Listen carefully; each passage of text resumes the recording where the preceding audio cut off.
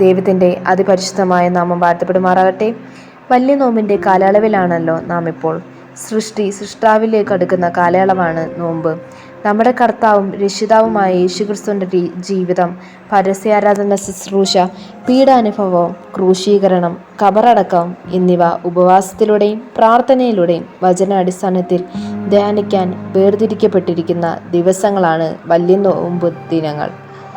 ഈ ദിവസങ്ങളിൽ ദൈവിക വചനത്തെ കൂടുതൽ അറിയുവാനും വചനത്തിലും പ്രാർത്ഥനയിലും ഉപവാസത്തിലും ഈ ദിവസങ്ങളിൽ രൂപാന്തരത്തിലൂടെ ദൈവിക കൃപ നിറവേറ്റുവാനും നമ്മെ ദൈവം സഹായിക്കട്ടെ എന്ന പ്രാർത്ഥനയോടെ ഇന്നത്തേക്ക് നിശ്ചയിച്ചിരിക്കുന്ന ദൈവവചനത്തിലേക്ക് കടക്കാം.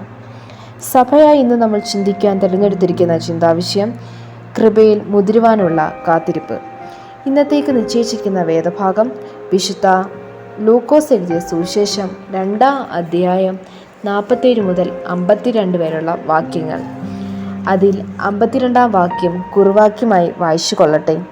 യേശുവോ ജ്ഞാനത്തിലും വളർച്ചയിലും ദൈവത്തിൻ്റെയും മനുഷ്യരുടെയും കൃപയിലും മുതിർന്നു വന്നു. ഈ ഭാഗത്തിൻ്റെ പ്രധാന ആശയം ദൈവത്തോടുള്ള ശക്തമായ ബന്ധത്തിൻ്റെ പ്രാധാന്യമാണ്. ബാലനായ യേശുക്രിസ്തുവിൻ്റെ ശ്രേഷ്ഠത ഈ വാക്യത്തിലൂടെ കാണുവാൻ സാധിക്കുന്നു. ഇതിനു മുൻപുള്ള വാക്യം വായിക്കുമ്പോൾ അവിടെ നമുക്ക് കാണുവാൻ സാധിക്കുന്നുണ്ട്, മകനെ നഷ്ടപ്പെട്ടു എന്ന് മാതാപിതാക്കൾക്ക് മനസ്സിലായപ്പോഴും മകനെ അന്വേഷിച്ച് ദേവാലയത്തിലേക്കാണ് അവർ പോകുന്നത്. ചെറുപ്രായത്തിൽ തന്നെ ദൈവാലയത്തിനോടുള്ള അടുപ്പവും ദേവാലയത്തിൽ ചെല്ലുവാനുള്ള ആഗ്രഹവും ബാലനായ യേശുവിൽ കാണുവാൻ ഇവിടെ സാധിക്കുന്നുണ്ട്. 2 ചിന്തകളാണ് ഞാൻ ഈ പങ്കുവയ്ക്കുവാൻ നിങ്ങളുമായി ആഗ്രഹിക്കുന്നത്. 1. ദൈവത്തോടുള്ള അടിസ്ഥാന ബന്ധത്തെ ഉറപ്പാക്കുക. ദൈവമായുള്ള അടിസ്ഥാന ബന്ധം എന്നത് ദൈവത്തോട് ചേർന്നുള്ള ആത്മീയമായ ബന്ധമാണ്. ലൂക്കോസിൻ്റെ സുവിശേഷം 2-ാം അധ്യായത്തിൽ നമുക്ക് ബാലനായ യേശുവിന് ദൈവത്തോടുള്ള ആത്മീയമായ ഒരു അടിസ്ഥാന ബന്ധം കാണുവാൻ സാധിക്കുന്നുണ്ട്.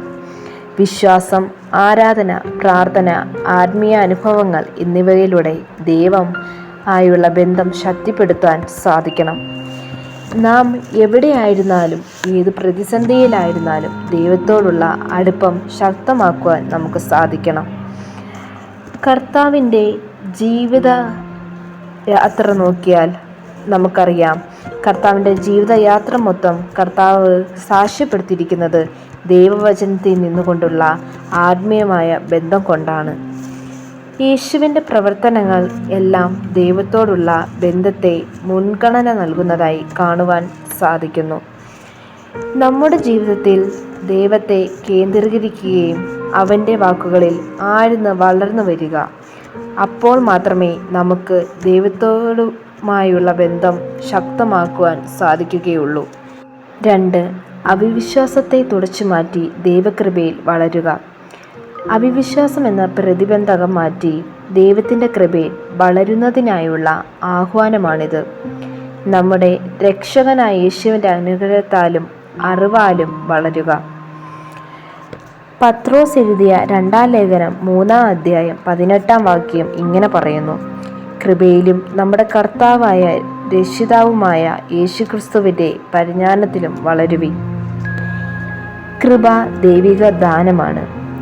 ദൈവിക ജ്ഞാനത്തിലും കൃപയിലും വളരുവാൻ നമുക്ക് സാധിക്കണം. അവിശ്വാസത്തോടുള്ള മനോഭാവം മാറ്റി കൃപയിലേക്കുള്ള വിടുതൽ പ്രാപിപ്പാൻ സാധിക്കണം. ദൈവത്തിൻ്റെ കൃപയിൽ വളരുക എന്നതിൻ്റെ അർത്ഥം ദൈവത്തിൻ്റെ അനുഗ്രഹത്തിലും സ്നേഹത്തിലും വളരുക എന്നതാണ്.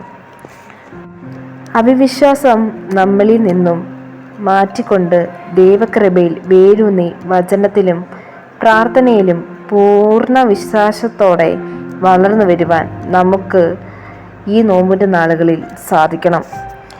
നമ്മെ ശക്തനാക്കുന്നത് ദൈവമെന്ന് തിരിച്ചറിയുമ്പോൾ ആണ് ദൈവത്തിൻ്റെ കൃപ ജീവിപ്പാൻ നമുക്ക് സാധിക്കുന്നത്. നമ്മുടെ ജീവിതാനുഭവങ്ങളിൽ ദൈവിക കൃപ വെളിപ്പെടുത്തുവാൻ സാധിക്കണം. വിശ്വാസത്തോടെ ദൈവത്തെ അറിയുമ്പോഴാണ് ദൈവിക കൃപയിലൂടെ പല അത്ഭുതങ്ങളും ലഭിക്കുന്നത്. അവിശ്വാസം നമ്മെ ഭാരപ്പെടുത്തുമ്പോൾ നമ്മൾ ദൈവത്തോട് ചേർന്ന് വിശ്വസിച്ച് അവിശ്വാസത്തെ തുടച്ചു മാറ്റി തരണം ചെയ്യുവാൻ സാധിക്കണം. കൃപയിൽ വളർന്നു ദൈവത്തിൽ ജീവിക്കുമ്പോഴാണ് വിശുദ്ധ കുർബാന വരെ അർത്ഥവർത്ഥമായി തീരുന്നത്. അവിശ്വാസത്തെ മാറ്റി തുറച്ചുകൊണ്ട് നമ്മുടെ ജീവിതത്തിൻ്റെ എല്ലാ അനുഭവങ്ങളിലും ദൈവത്തിന് ഒരു സ്ഥാനം നൽകുവാനായി നമുക്ക് ഇടയാകണം. ജീവിതത്തിൻ്റെ പ്രതിസന്ധികളിലൂടെ മധ്യേ നമ്മെ താങ്ങി നടത്തുന്ന ഒരു ദൈവമുണ്ട്. കൃപകളിലൂടെയും ദൈവവചനം നമ്മുടെ ഹൃദയങ്ങളിൽ ഗ്രഹിക്കുമ്പോഴാണ് ജീവിതം ധന്യമായി തീരുന്നത്. ദൈവികമായ ദർശനത്തിൽ നമ്മുടെ അവിശ്വാസം മാറ്റിക്കൊണ്ട് വിശ്വാസം പുലർത്തുവാൻ സാധിക്കണം. അവിശ്വാസത്തെ മാറ്റിക്കൊണ്ട് ദൈവകൃപയിൽ നടക്കുമ്പോഴാണ് ത്രിയേക ദൈവത്തെ തിരിച്ചറിയുവാൻ നമുക്ക് സാധിക്കുന്നത്. നമുക്ക് ഏവർക്കും വിനയത്തോടെ താഴ്മയോടെ ദൈവകൃപയിൽ മുറ്റു സമർപ്പിച്ചുകൊണ്ട് നമ്മെ തന്നെ ദൈവവുമായുള്ള അടിസ്ഥാന ബന്ധത്തെ രൂപാന്തരപ്പെടുത്താം.